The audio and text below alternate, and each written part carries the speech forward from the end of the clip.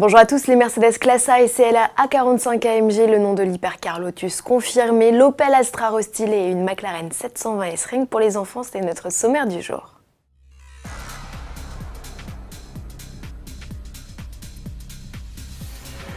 Mercedes reprend l'avantage sur le segment des super sportifs compacts. Le constructeur à l'étoile présente la nouvelle génération de ses Classe A et CLA 45 AMG. Les modèles 4 et 5 portes s'équipent du 4 cylindres turbo de série le plus puissant au monde, dixit Mercedes. Le 2 litres turbo de conception entièrement nouvelle et qui n'a pas recours à l'hybridation développe 387 ou 421 chevaux pour la version S. C'est respectivement 6 et 40 chevaux de plus que l'ancienne génération. Seule la version la plus puissante sera proposée en France, son rendement égale celui des plus extrêmes supercars. Mercedes double ainsi Audi qui ne propose que 400 chevaux sur CRS3 et devance BMW dont la M2, même pourvue de son pack compétition, ne culmine qu'à 410 chevaux. Classe A et CLA 45 AMG ne réclament pas plus de 4 secondes pour atteindre 100 km/h.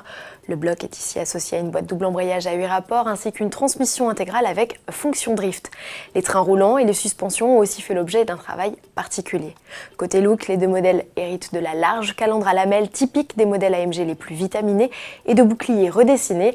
Les ailes ont été élargies sur la Classe A. À l'arrière, on retrouve un béquet et un diffuseur. Celui-ci accueille 4 imposantes sorties d'échappement. Elles sont spécifiques aux versions S, tout comme la couleur rouge des étriers de frein à 6 pistons. À bord, c'est le jaune qui domine avec des liserés colorés sur la planche de bord, les sièges et le volant sport. Les CLA et A45 AMG S seront lancés fin 2019 et présentés au Salon de Francfort en septembre. Événement allemand où Opel sera bien représenté, outre la 6e génération de Corsa, le constructeur présentera l'Astra restylé. La Compact et le Break, qui seront intégralement renouvelés en 2021, profitent d'une petite mise à jour touchant principalement la calandre et les boucliers. On remarque aussi que les feux arrière adoptent une nouvelle signature lumineuse. Dans l'habitacle, un combiné d'instrumentation numérique fait son apparition, tout comme le chargeur à induction. C'est surtout sous le capot que le constructeur a concentré ses efforts avec des motorisations plus économiques. Opel annonce des rejets de CO2 diminués jusqu'à 19%. L'offre est composée de 3 cylindres turbo-essence et diesel dont les puissances s'échelonnent de 105 à 145 chevaux. Le carnet de commande de l'Astra restylé doit ouvrir dans les semaines à venir. À suivre. Lotus confirme le nom de sa future hypercar. La rumeur disait vrai, le bolide, qui sera officiellement présenté le 16 juillet, se nommera Evija, prononcé Evija.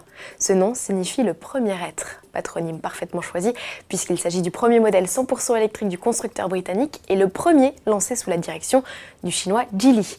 Déjà présentée comme la plus radicale des Lotus de l'histoire, elle sera produite dès 2020. Avis aux visiteurs du Festival of Speed de Goodwood, il sera possible d'en découvrir un aperçu exclusif sur le stand de la marque du 4 au 7 juillet. La gamme des supercars McLaren, rien que pour les enfants, s'agrandit. Après la P1, c'est la 720S que la firme britannique a choisi de miniaturiser. Le bolide destiné aux enfants de 3 à 6 ans a tout d'une grande. Elle reçoit les mêmes portes en élytre, des éléments de déco en carbone, des jantes à 5 branches et même de faux embouts d'échappement.